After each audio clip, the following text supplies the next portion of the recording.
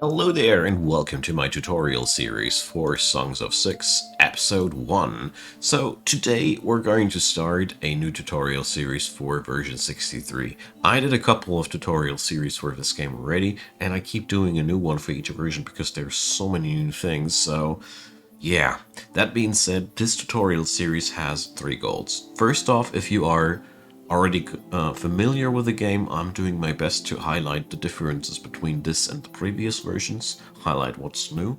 If you are new to the game, I'm going to explain as good as I can to how to set up a city in the current version of the game, give you an understanding how things are connected here and everything.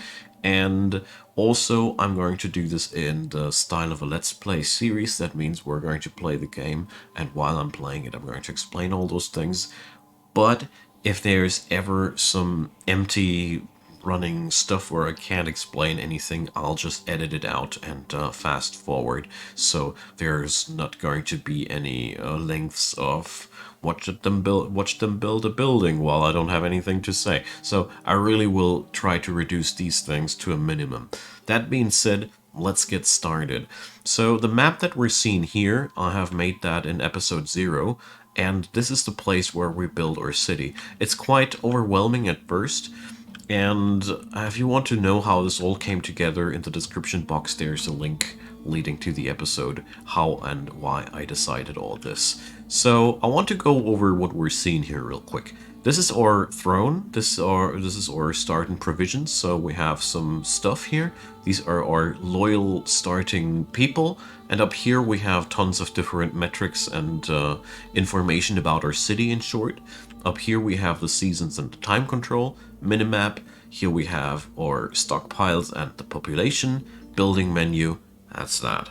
There's lots of other buttons here, but we're going to go over these bit by bit. So the very first things that we will need here are a way of surviving for our people and some place to store things at, because currently stuff's only sitting in front of our throne and that ain't really good. So the first thing that we're going to set up here is a hunter and a warehouse. A hunter will provide food, a warehouse will provide a spot to store that food. Over here we see the total amount of people. We have 10 Cretonians. That's, well, pacifistic orcs, basically. But get into the game and you'll notice how cool this the species here are. Anywho, we're going to go here into the building menu. Here's all the things that you can currently build, and it's super overwhelming at first. Take your time and sift through it if you want to, or you just press that magnifying glass and I enter hunter, and then I can find the hunter. So the magnifying glass thingy is beautiful to just find what you're looking for. So the hunter construction. The hunter is a set and fixed building which we cannot really customize. We can't make it larger, we can't change how many people will working there. The only thing we can do by pressing R, rotate it, or just click that button however you please. Here we can define what kind of material we want to use, but since we're just starting out, wood is just fine. You could also build them without walls, but I'd not recommend you to. So we're going to build one hunter here somewhere where you can find some animals. Those white dots on the map are animals, basically. But the hunter will do his own job and finding something to hunt. So we're going to slap down that hunter's shack here. So this only places down the blueprint for that. By pressing 1, I'm starting the time, and now those little guys are scuttling across and starting their work. So, or they're just chilling out. Whatever. As you see here, the commands are being activated and now things are set into motion. While they're being busy and building that hunter, we're going to be busy as well and set up that place where we can store stuff. Remember, that's called warehouse. You can either find it here in the magnifying glass, or you get on over to the, I think it was infrastructure. Let me check. No, it's not. This menu is convoluted, you know? I'm playing this game now since years, and I always end up being like, where's what I'm looking for? But yeah, it's infrastructure and logistics. There we go. Who would expect something elementary as a warehouse on the front page? Jokes aside, just use the magnifying glass if you know what you're looking for, but you don't know where it's hidden at.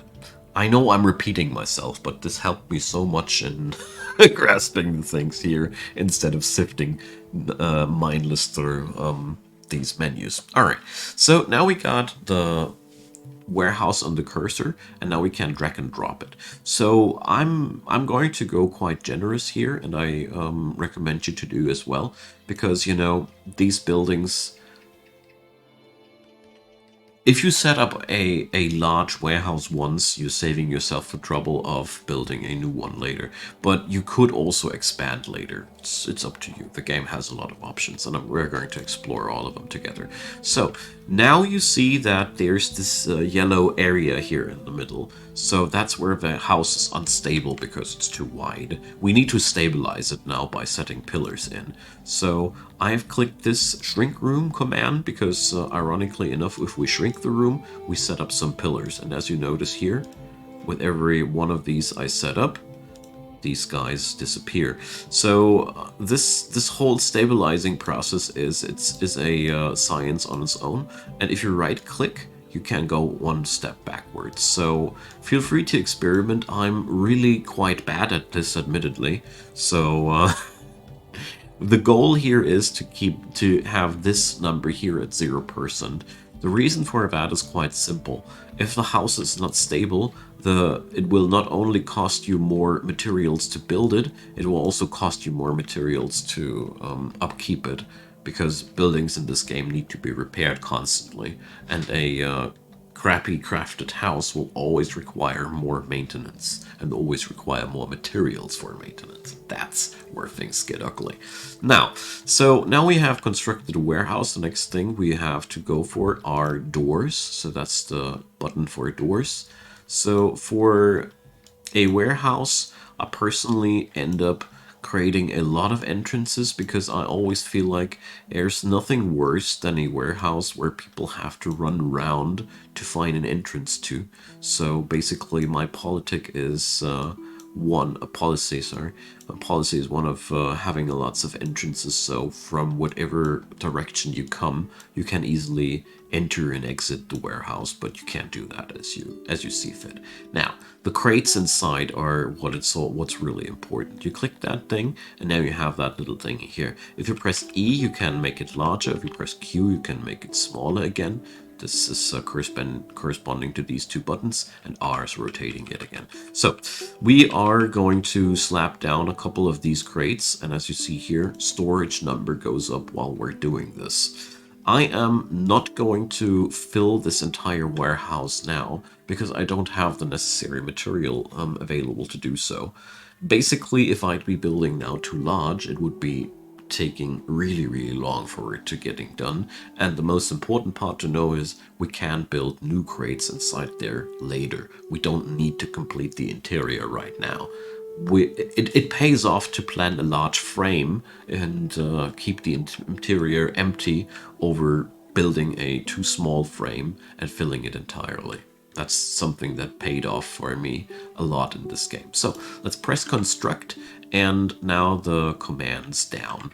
So we surely don't have enough wood and stone for that, so let's make it happen that we get some of that. You press that hammer thingy, here you have the commands. Fell tree is placing down a zone where trees will get felled and the wood will be made usable.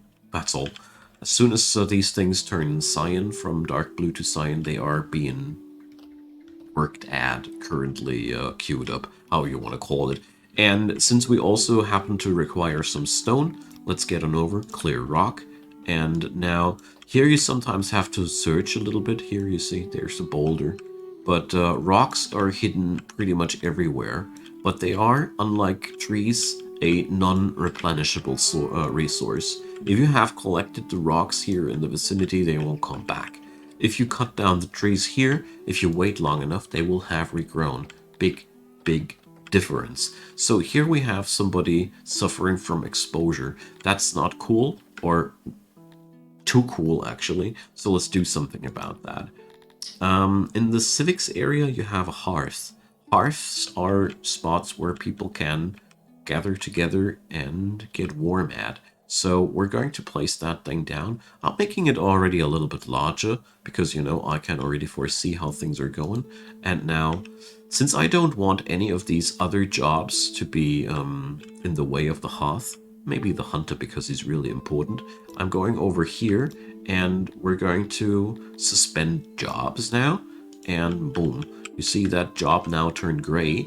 And they're going to go for a wall work here still. You could basically exit out, but, well, I forgot that I started out in a relatively cold climate, but that's okay. So, that's good that temperatures are rising to extreme.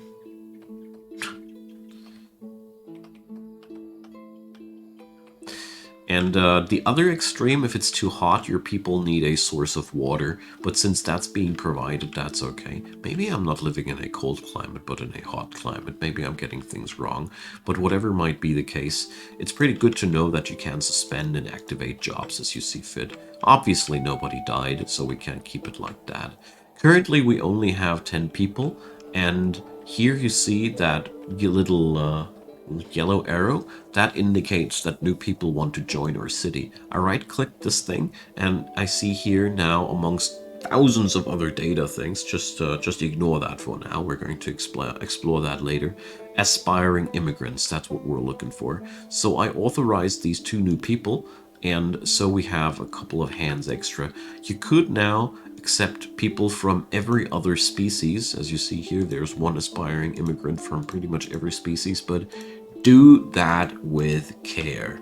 You basically set out the invitation for a multi-species society, and this is no decision that you should take just on a whim, you know. You should do that as a decision because you want to have Kryptonians and humans in a city or whatever, you know? Or you just do it because you want to, and it's also okay. Especially if you're new to the game, there's no particular wrong. The only wrong is to let your people starve, and as long as you build a hunter early on, that won't happen. So, as you see here, there's again one person aspiring. We're picking up these because there's currently so much work that we hardly get it done. So in phases like these, you see I'm already at maximum speed. If you are at maximum speed, hotkey is 4 by default. If you tap 4 now another time, you enter a hidden speed mode. That's 250 times speed. This is a really, really good thing, and probably the reason why we won't be editing out too much here, because as you can see here, the tempo is amazing, isn't it? So, the hunter has been completed. The hunter's workshop, now if you click it, employs 2 people, produces meat, leather, eggs, cotton, and livestock. So these things are exactly what we need to keep our people alive and clothed, but one thing at a time. The hearth has been completed as well. This doesn't need employees in any form. It just sits there and people get there, turn on a fire, be happy. Done. Alright, once that warehouse is done, let's fast forward to that, we can finally configure a bit of a stockpile, and somebody got mauled. So mauled people are the result of well, usually Sabretooth. So, in the current version, early on, people will die more often than before, especially due to wild animals. So, what is very, very important, the moment when somebody died, you need here, religion, mass grave. A mass grave is what you need to put up as soon as the first dead person comes up. Later we will put up proper burial spots, but to begin with, it's crucial to have a spot where you can bury people at, even if it's only a small pit like this one. So, we got the warehouse. We got that issue covered. I'm keeping the game paused for a moment because the warehouse setup is quite important. So here you see now all the stuff you can do with the warehouse. Step 1, put it on auto employ. This way the warehouse will allocate workers automatically to transport goods from one spot to another. You'll grow nuts if you try to find the ideal ratio of people per warehouse. The AI might be not really that smart with it. In my opinion, it could be better, but it's clearly better than me. So I'll leave it like that.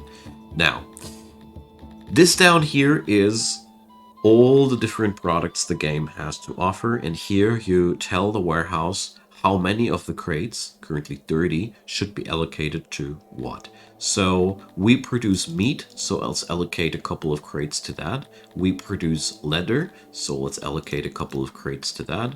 We produce livestock, we produce cotton, we produce eggs, and that's, I think, everything I know of currently.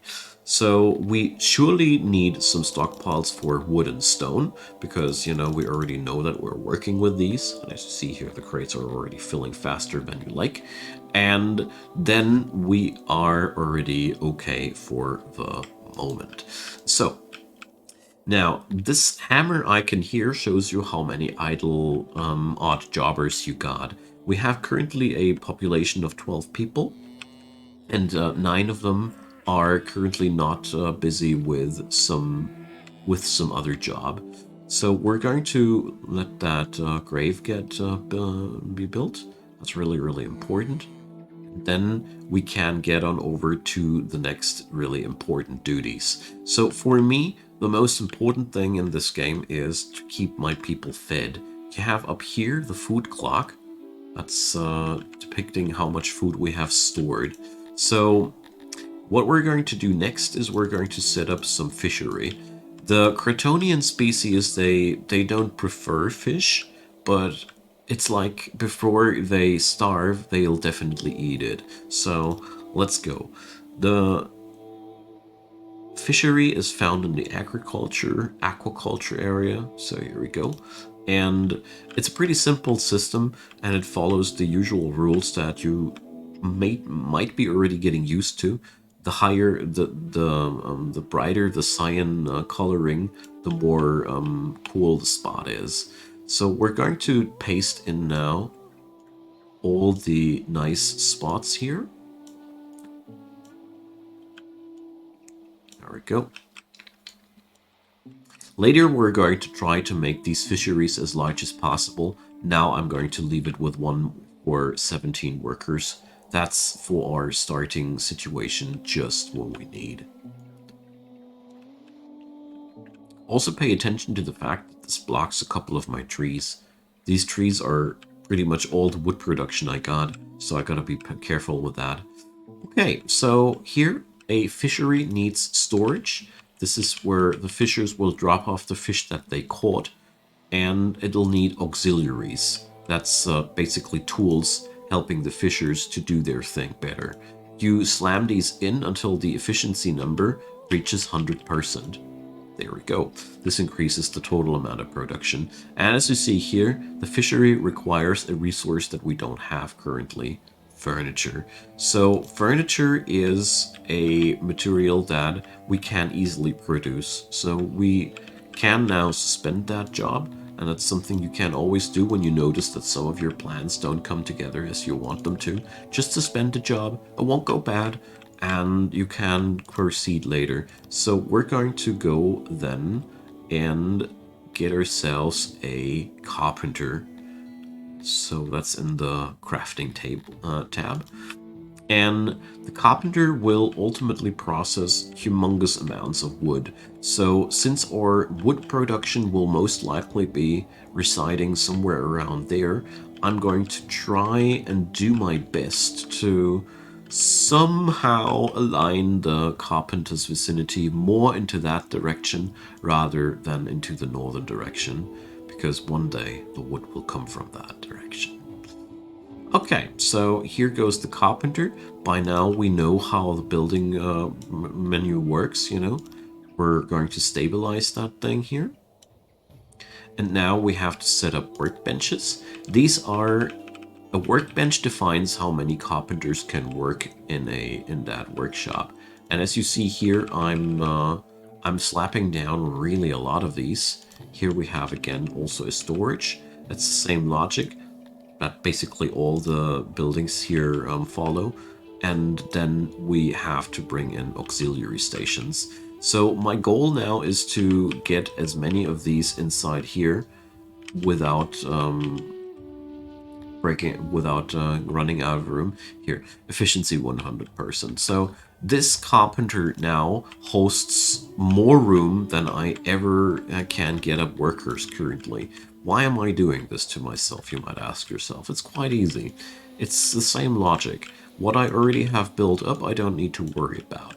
After this thing has been set up, I'm just chopping down some trees here for the construction of that. After I have this all built up, I can totally forget about it and just put in more workers when I want to, instead of needing to build a new carpenter again and again and again and again. Because building buildings here in this game does actually take quite some amount of time. Building a building in this game is really much more work than just adding a few more workers. In Songs of Six, every building has, well, quite the gravity to itself, you know? It just does take quite time to get things done here. But don't worry, there is no time pressure in this game. The only time pressure that could be is if the food would be running out. But a hunter at the beginning of the game can take care of your city really, really well. You don't need to worry too much. Building a fishery right next after the carpenter should be everything we require. I'm picking up every new Crotonian that wants to join my settlement because I currently cannot have too many workers. The more, the better. So, the carpenter now is filled, and you see I am at minus 29 workers. Such nonsense. So here, this is one of the buildings where I instantly turn off the auto-employment because I want to decide how many carpenters are currently working and not the AI. I leave the AI where I can, but I really don't want to have it meddling in things where it doesn't really do well. We are going to put down 5 people into the carpenter's workshop, and since we are now producing furniture, we probably should allocate some crates for it, right? So that's currently all we need to do. You see here some data. It's how much we will produce currently and what we'll consume. You can also produce different items here. Later you can also produce wooden weaponry, or some species can do, I should rather say. The other metrics here, you can ignore them for now. I'll go over all of these things over the course of the series, don't you worry. But currently, this is all we need to know. Here's the amount of employment. This meter is for the employment itself. And here we see the production meter and how much wood is being consumed. After this point, it is really important that we constantly keep chopping trees to keep the hungry carpenter's shop running. So now we can reactivate the fishers, and now it's about time to do 2 things. First off, we're going to set up a janitor. A janitor is the service building which will keep our buildings in a good shape. Without a janitor, your buildings will degrade, and degraded buildings work worse, and ultimately they go to break. I don't know. I never let it go that far. So the janitor is working just like the hunter. It's a ready to place building. You don't need to do anything except for placing it down. And then after the janitor's workshop has been built, people there will keep your city in shape. It's really worth to know, though, that to actually keep buildings in shape, your janitors will need the materials that the buildings have been made out of. So if the building has been made out of stone, the janitor will need stone. If the building has been made out of furniture, they will need furniture, and so on and so forth. They basically always will need the materials that were originally needed. So the next thing that we're going to do is we're going to put up a little bit of a road here, as soon as I find it, that is. Where did the roads go? Ah, well. as you see here, the magnifying glass is just where I go. So the dirt road is going to be what we're placing down. As you see here, we have now a heat map depicting where we currently need roads most badly. The higher the frequency, the brighter the thing is. So here we go. This can be really, really important and useful to know. I'm going to make a road around the hearth just to make it look more beautiful. And before we leave now, a couple of last buildings that are just really, really nice to have, don't cost you much and are just outright useful. In the civics area, there is a speaker, which is basically a news spot and nothing else. We're placing it down in front of the hearth. It just adds in to the convenience of the people, and everybody will be just happy about the fact that you got one. So really, really good stuff.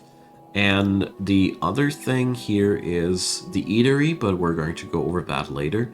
But the next thing here is a well. In this scenario here, the well is not that important because we got a river right around the corner.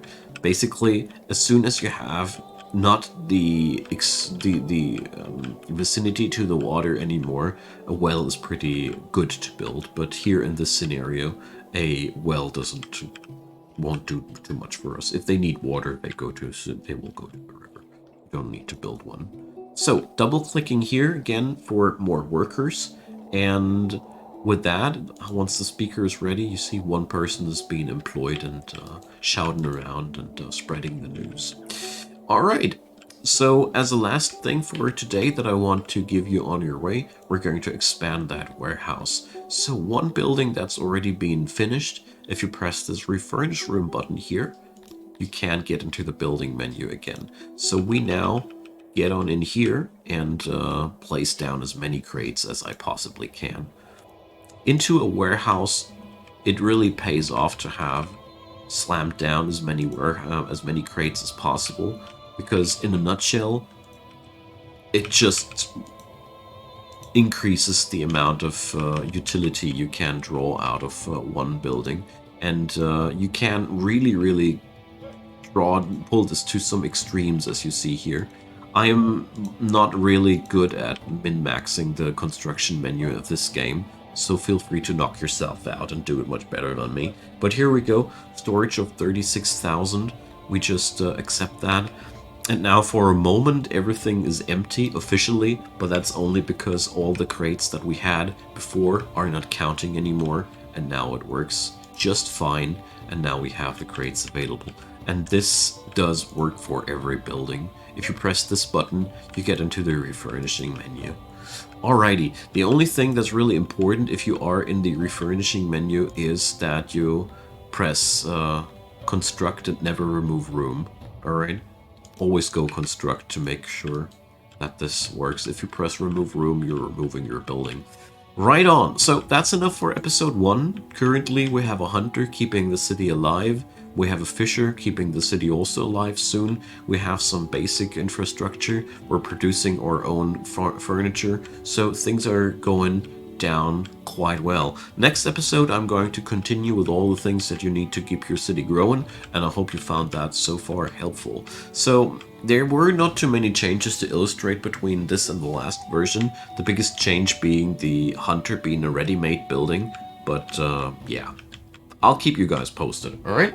So feel free to leave me your comments down below, drop me a thumbs up if you enjoyed, consider subscribing, I'd be really delighted if you did so. That's a dirty cheap way of supporting the channel, you know, and if you hit that bell thing, you'll stay notified about all the new things that I publish.